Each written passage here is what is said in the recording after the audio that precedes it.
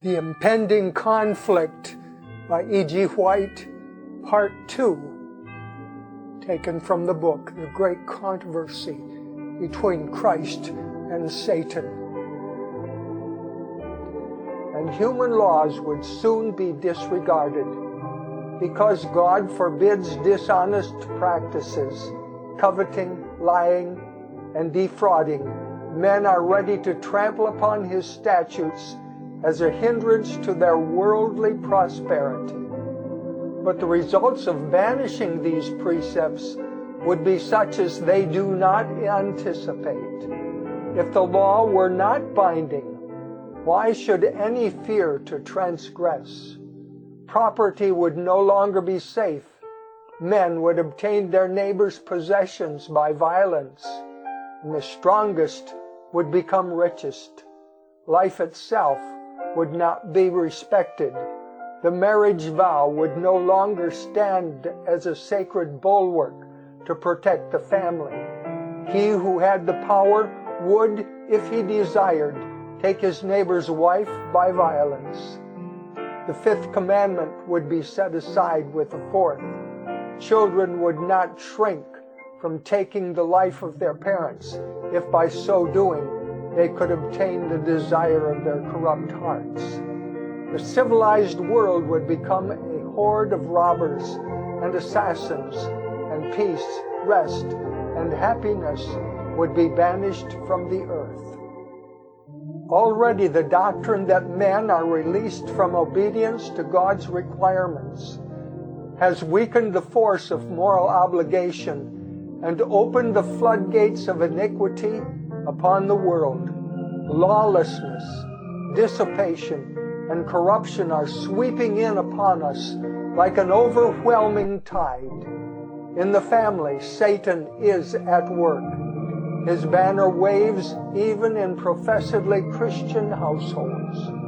There's envy, evil surmisings, hypocrisy, estrangement, emulation, strife, betrayal of sacred trusts, indulgence of lust. A whole system of religious principles and doctrines which should form the foundation and framework of social life seems to be a tottering mass, ready to fall to ruin.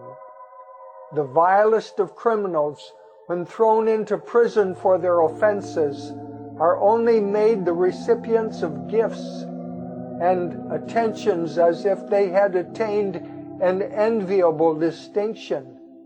Great publicity is given to their character and crimes.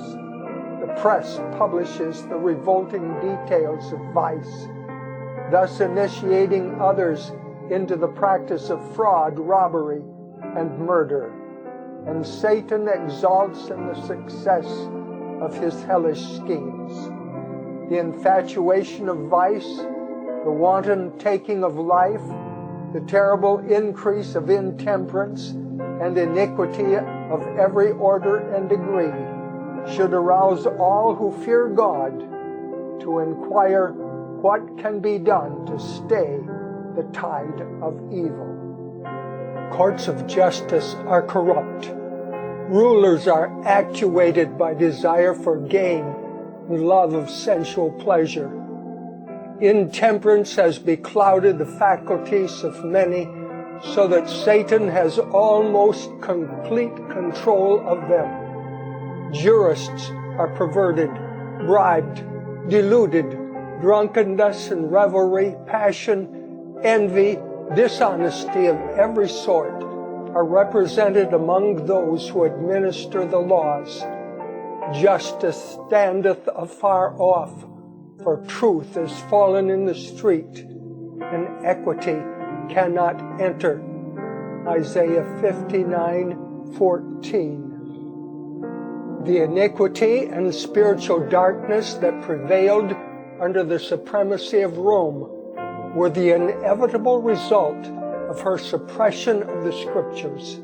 But where is to be found the cause of the widespread infidelity, the rejection of the law of God, and the consequent corruption under the full blaze of gospel light in an age of religious freedom. Now that Satan can no longer keep the world under his control by withholding the Scriptures, he resorts to other means to accomplish the same object. To destroy faith in the Bible serves his purpose, as well as to destroy the Bible itself. By introducing the belief that God's law is not binding, he as effectually leads men to transgress as if they were wholly ignorant of its precepts. And now, as in former ages, he has worked through the church to further his designs. The religious organizations of the day have refused to listen to unpopular truths plainly brought to view in the Scriptures, and in combating them, they have adopted interpretations and taken positions which have sown broadcast the seeds of skepticism. Clinging to the papal error of natural immortality and man's consciousness in death, they have rejected the only defense against the delusions of spiritualism.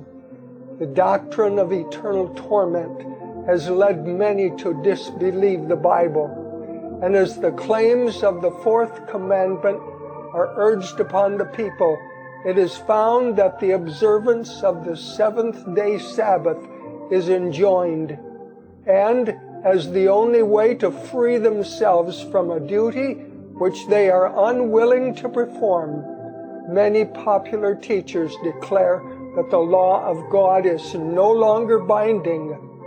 Thus, they cast away the law and the Sabbath together. As the work of Sabbath reform extends, this rejection of the divine law to avoid the claims of the fourth commandment will become well nigh universal.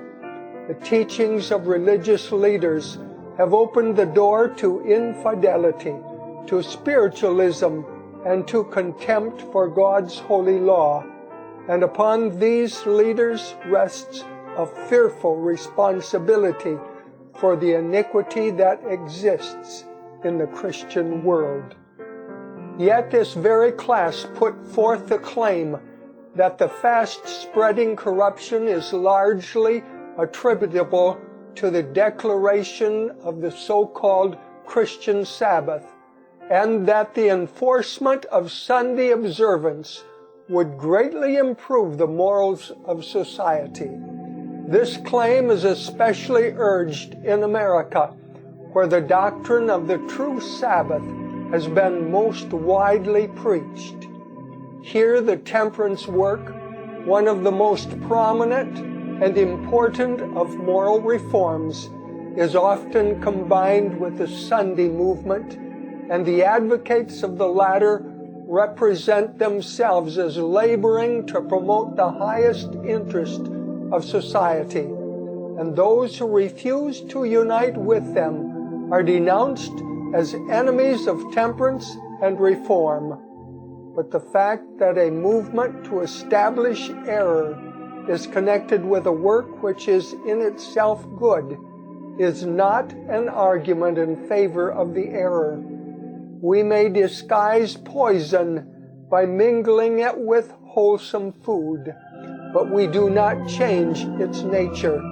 On the contrary, it is rendered more dangerous as it is more likely to be taken unawares. It is one of Satan's devices to combine with falsehood just enough truth to give it plausibility. The leaders of the Sunday movement may advocate reforms which the people need, principles which are in harmony with the Bible. Yet, while there is with these a requirement which is contrary to God's law, His servants cannot unite with them. Nothing can justify them in setting aside the commandments of God for the precepts of men. Thank you for viewing Part 2 of the Impending Conflict, from the book The Great Controversy Between Christ and Satan. This book was written more than 100 years ago by E.G. White. We believe this book accurately portrays the end of the world which will soon happen. Be sure to view the remaining 2 parts.